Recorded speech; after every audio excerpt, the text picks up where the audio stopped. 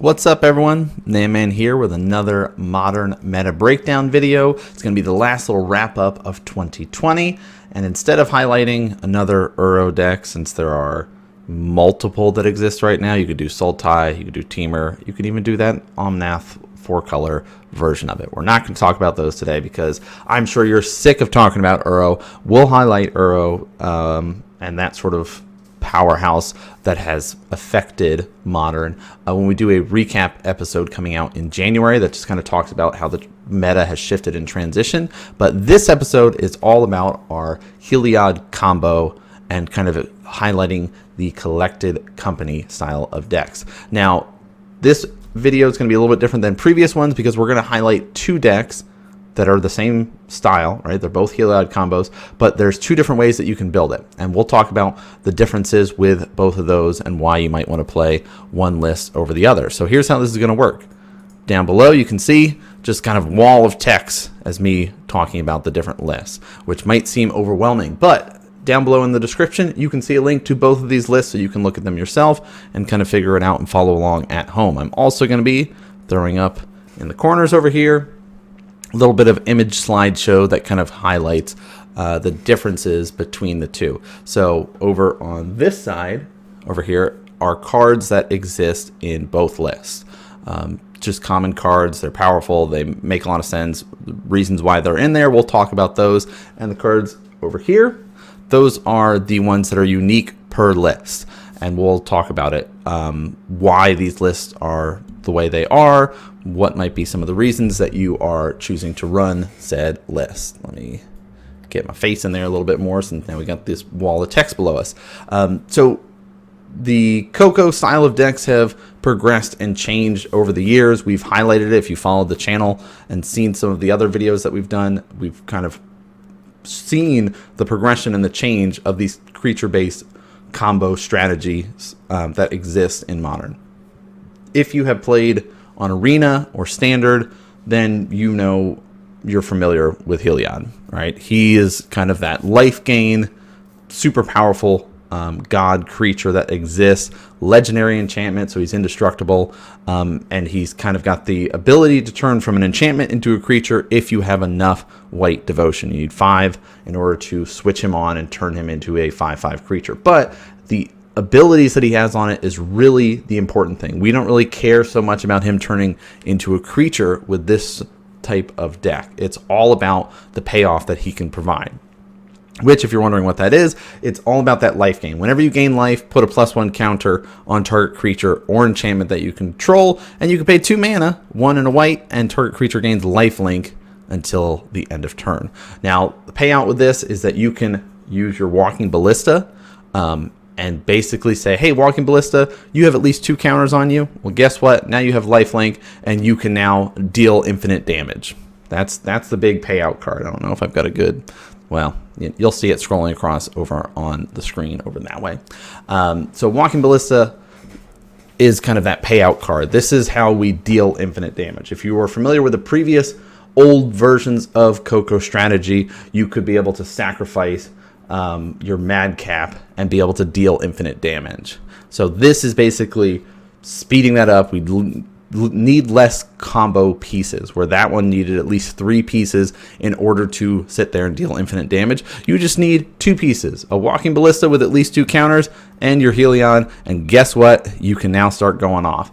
They can still disrupt it because, you know, it's a creature-based strategy, so that's why you have protection in there. Things like Giver of Runes, right? Target creature you control gains protection from colorless or from the color of your choice until the end of the turn. So ways to kind of protect your combo from going off and killing somebody.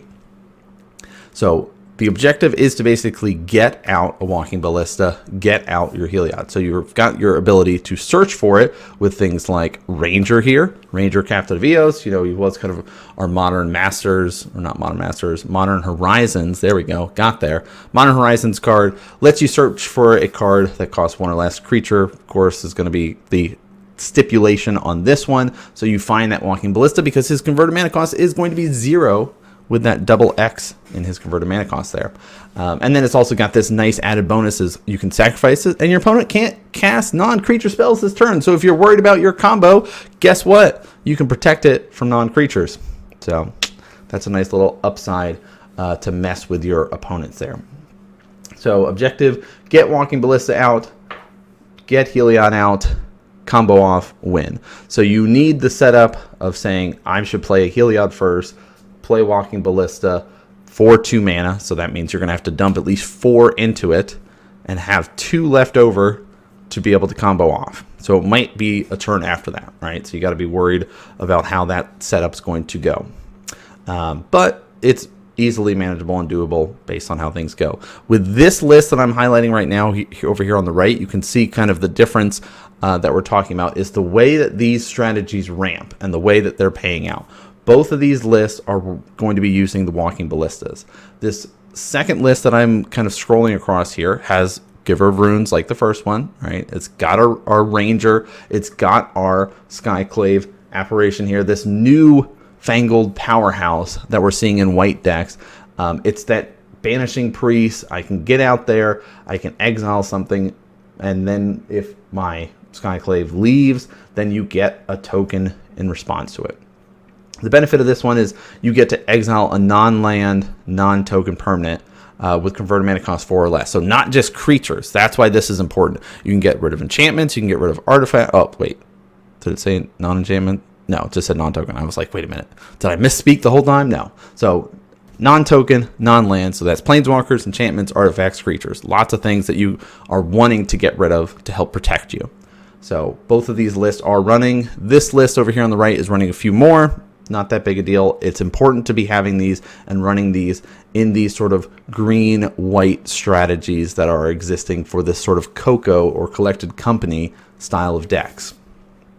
So protection, that's kind of where that falls in. Same thing with kind of what our Giver of Runes is. It falls into that protection category of cards here. Now we've got our sort of go wide abilities that exist, right? Things like our Luminarch Aspirant here. He's our cleric that on this list, he's just going to give things +1 counters. So if you have this and you say, you know what? I now only need to have 2 mana dedicated to Walking Ballista and have 2 mana left over for my Heliod. If you have this lovely cleric hanging out on the battlefield. So you pay 2 mana, Walking Ballista comes out with a 1 counter on it. Guess what? Luminarch's hanging out here. Cleric says, hey, guess what? Here's another +1 counter for my Walking Ballista. Then I will pay 2 mana off of my Heliod, and now my Walking Ballista can go to town, remove this 1 counter to deal 1 damage to you. Oh, but I have lifelink, so I'll gain a life, and now I'll add a +1 counter back onto Walking Ballista. Rinse and repeat, continue on until I deal infinite damage to you and gain infinite life. So just added in a nice little speed up to the progress and kind of kicks things up into a little bit of a higher gear by adding this into this version of the list. So it's a very much combo out, quick style of play for this one. We'll talk about Conclave Mentor real quick because it is in both lists. It's just kind of a win more, help you out kind of strategy. If 1 or more counters will be put on a creature you control, you add an extra one on there. And then, hey, guess what? If Mentor dies, you gain life. So again, that sort of comboing, how are we going to support our Heliod? And this is another addition to that. Speed things up, right? Gain life, more counters. Yes, yes, yes. I want to be doing all those things. One other thing. Our champions in here, Auroch Champion, another cleric, protection from black and red. Whenever a creature enters the battlefield, you gain life. So again, that life gain is important. More things that gain life synergize well with our Heliod, so we want more things like that. Also, the red and the black can be relevant when you're fighting down things like Death Shadow strategies, when you're fighting down things like those prowess decks or the burn decks. So like there's a lot of red and black stuff in Modern that's going to be scary. So having something there that is protected from it, that can be a blocker, protecting your life total so you can get into the combo, also gaining life off it. It's a good way to do it. Now, second deck to talk about over here, which maybe should have been the first since it's on the left. Whatever. We're doing things differently. The ramp strategy for this is different than the one from the last one, and that's kind of the way that you are building your deck can now be a little bit different. This strategy is all about our Arbor Elf, and our Utopian Sprawl. So Arbor Elf lets us untap a forest. Utopian Sprawl, we enchant this forest. Now this forest will allow us to make double mana, essentially. So it kind of helps speed us up, and as long as you're not fighting against people that are doing a lot of land destruction, then this strategy works out well. You are now kind of accelerating things a little bit more. By doing this, you are basically shaving down on things like your Noble Hierarch. So that means that you're kind of missing out on going for that sort of one big creature. I'm just going to poke in, get those exalted triggers, go to town that way. So this sort of leads up to ramp, payoff. And by doing this forest strategy and being more towards green compared to the other list, where you can look and see there's a lot more white kind of mana symbols on the right hand side of the screen over here, it allows you to have another way to kind of gain infinite life. Spike Feeder exists. There used to be a combo that existed in Coco style decks, Kiki style of decks, that was a Spike Feeder, an Archangel of Thune, which basically did Heliod style, but for 5 mana, so it's like really expensive. So Spike Feeder enters the battlefield. It's got 2 counters on it. Hey, we want 2 counters. That seems great. You can remove 2 counters by paying 2 mana, and you get to put a +1 counter on target creature. So you say, I'm remove one of these counters, paying 2 mana. I'm going to throw it over there on another creature. We don't really care about that. We care about removing one of our counters and gaining 2 life, which if you have Heliod, now you just gain infinite life because you just sit here and go, remove this counter, gain 2 life, put a counter on it, remove this counter, gain 2 life, remove this counter, gain 2 life, remove this counter, boom, boom, boom, boom, boom, boom. Now you have infinite life.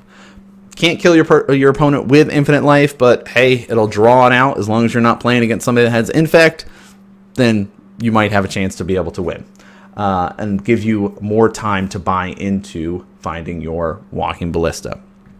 This list over here on the left that ramps into things like Spike Feeder and stuff like that it's got the combo, but it's slower. It's taking its time. It's saying, I will, take the longer route. I'm going to get there, but I don't need to rush there. So you'll see it's only running 2 Walking Ballistas in this list compared to the 4 in the other one, where it's like, I'm comboing, you're going to die. I'm going to try to get you on turn 4 if I can, and just like win. So that's kind of the way it's going with this. We've got our Mentor like we talked about. It's added in Scavenging Ooze, just sort of, hey, powerful creatures, Graveyard Hate might be relevant sort of thing. Our Skyclave, we know it's in there, but you have to adjust your numbers, right? That's kind of the thing about this list, because you have this 4 Spike Feeder in here to do that kind of infinite life gain strategy. And again, if you're sitting here and you decide, you know what, I've gained infinite life now I'm just going to sit here and start pumping up all my other guys, right? You can be able to start dumping in your mana towards some of these other things. Scavenging Ooze also gains life, so that's another reason why it's in here. Graveyard Hate, life gain. And you'll see those sort of strategies across the board for both the list and why they're running these sort of cards. Hey, it also synergizes with Heliod. Why would I not want to run it in here? So I personally am more of a fan of the second list, and that's kind of why I highlighted it first, because it's like, it's all in on the combo strategy, but it's quicker and you have more pieces to help smooth it out and make it more consistent.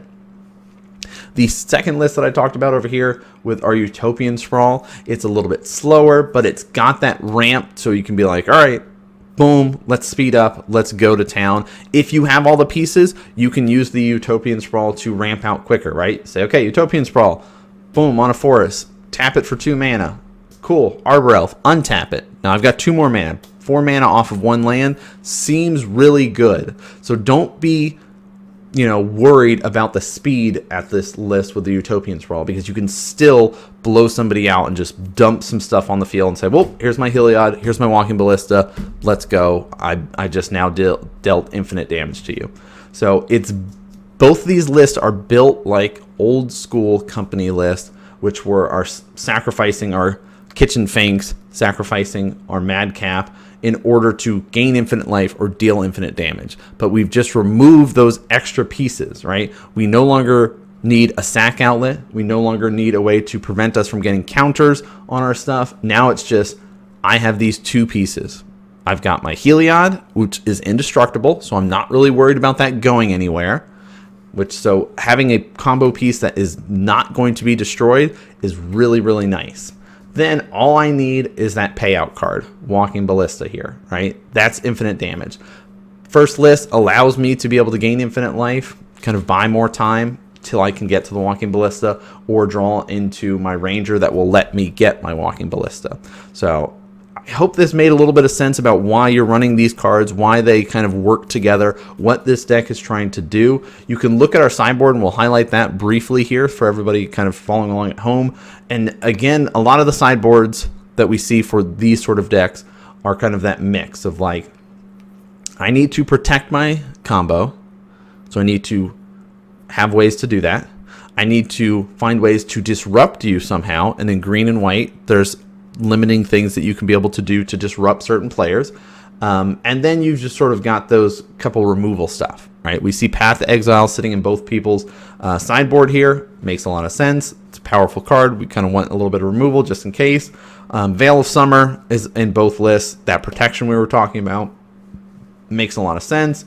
Dampening Sphere is that disruption again, you know, just these different ways to be able to do it. But one thing I do want to highlight here is these chokes that are running around in both players' lists. When there's so much Uro running around and everyone's running blue so they can draw extra cards, gain life, play more lands, shutting down some of their lands is very important. So highlighting those. Again, removal with our Skyclave hanging out in there. You know, I do like the Guy's Blessing in this list. I think that's pretty cool. But overall, it's like how you want to disrupt your opponents, where you want to go for things. We've got some Graveyard Hate hanging out in the second list, because second list does not have our Scavenging Ooze in there. But, you know, there's also our Eidolon in this list. Again, sideboards can easily be tweaked based on the meta that you're playing in. And if you know that people around you aren't playing certain strategies, don't build your sideboard for a huge meta. If you're not going to a big tournament, you don't need something like a, let's say, a Guy's Blessing or something like that, right? You don't need that in your list. All right, you can decide, oh, I don't need that. If you know there's no graveyard-based strategies at your shop, nobody's playing Control, no one's got Snapcaster Mages, no one's playing Dredge, right? No one's doing anything in their graveyard, maybe I don't need the Lantern. Maybe I can be able to sneak in something else, right? And so you can adjust your strategies accordingly. But I hope that was at least a good breakdown for people about those two lists, and why they work the way they work, why you might want to play one over the other. I mean, here's the images up at the top for you guys to kind of keep an eye at and look at. Again, the links to both the deck lists are going to be in the description down below. If you're wondering, we still got kind of podcast stuff coming out. There's going to be more modern content coming out over the new year. We'll kind of do a wrap up of what 2020 was like for the meta, so you guys can be able to kind of get an idea of what has happened, how things have changed, what decks have adjusted, risen, or fallen over the kind of the course of the year there. But if you like the content, please consider hitting that subscribe button, following along to the channel, and other sort of cool stuff that we've got going on. But that's going to do it for this episode, guys. Thanks for watching, and I'll see you guys next game. Hey everyone, NanMan here. I'm a StarCraft 2 and Magic the Gathering content maker and commentator. This channel is going to be dedicated to all things Magic the Gathering. You can expect monthly videos about the modern meta. You can also be able to see Magic the Gathering stuff online, MTG Arena, as well as vlogs and other different styles of Magic content, in addition to our commentary that we do of the modern scene. So make sure you guys are hitting that follow button to see when we go live next.